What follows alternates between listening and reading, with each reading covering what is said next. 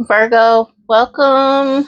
We're going to get into your love reading for the week. Okay, so everybody take a seat, sit down. I've already pre-shuffled the cards, but we're going to do a little bit more shuffling to pull out the cards. Oh, before I start pulling them, we're going to look at person A, we're going to look at your energy, person B, and if we need to clarify, we'll have the clarification cards here. I hope everybody's having a good week so far. Hopefully, we get some clarity, some love messages. We'll see where we're going to go this week. So, let's start with person A. And we're going to use the Gummy Bear deck, which is my favorite deck. See what we got going on. So, the first card out is going to be the Ten of Pentacles. Good start. Then the Ten of Wands. Okay. And then the Nine of Swords. That's an interesting little spread there. Well, I don't think we need to clarify anything about that right now. Let's see how you're looking at person B. And we're going to go with the modern witch deck. And let's see what they have to offer. So we're going to do Five of Wands, Six of Wands, and Three of Cups. Okay, I see what's going over here. You got two different kind of energies going over here, but we'll get into that here in a second. Let's pull your energy and see how you're doing with this whole mix of things.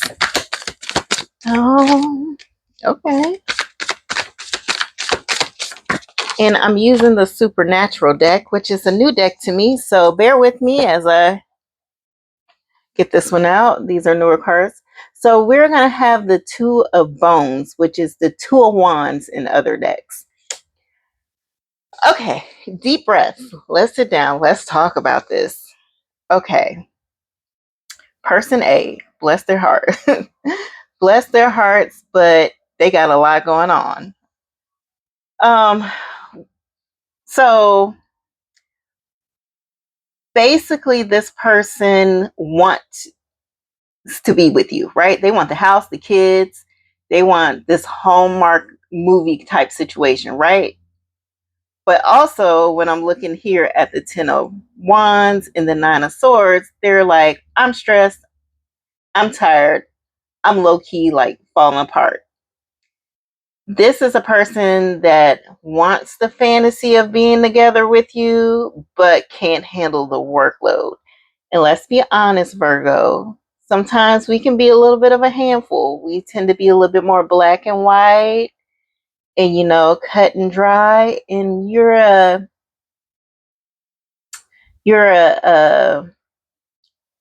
exquisite taste, right? You're not for everybody. They want to work on forever, but they can barely handle it, right? The Nine of Swords, and I'm sitting here just like, this person's tossing and turning in the middle of the night. They are driving themselves crazy. Like, they love you, but they feel like they're underqualified for the job of loving you and being the partner. Okay. They are afraid of being kicked off the roster. Like, they feel like every day is going to be the day that you're like, you know what, this is not working, I need to move on. And they're waiting for you to cut them off. This is someone that just wants everything with you, but they got a long way to go. They got to work on themselves.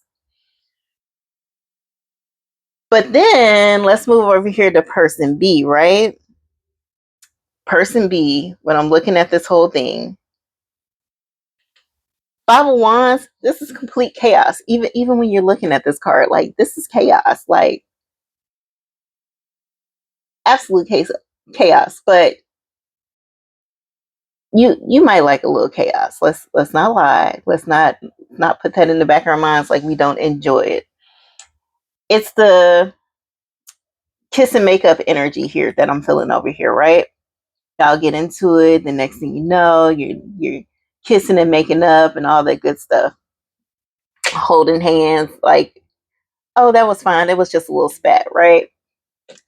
Then the Six of Wands comes because, like, we're doing succession here, right? We're moving on to the next step. They're like, pick me, choose me. love me. I want all your attention, all your validation. I want to be your number one prize. Okay. This is what I've been working towards. This is where I belong. Give in. And then we have the Three of Cups also with this person. This is a fun person. This is a person that likes to celebrate, that loves to laugh, loves to drink. They love to be that good vibe that you're looking for. They're always there to have fun with you, right? Oh, and it's a good choice, okay? Unlike person A, person A looks like they stress you out, but person B is the one that you want to have fun with, but it's also chaos. So this is interesting, okay, nonetheless. And then we have you, Virgo. You're at a crossroads. You are sitting here, standing here, looking at these two options like, which one do I choose? You are, and you being a typical Virgo, you are over here over analyzing, thinking real hard, trying to plan it, trying to work it out where it makes sense. Like, which one is going to be the future husband or wife, right? Which one is going to be here for the long run? Okay.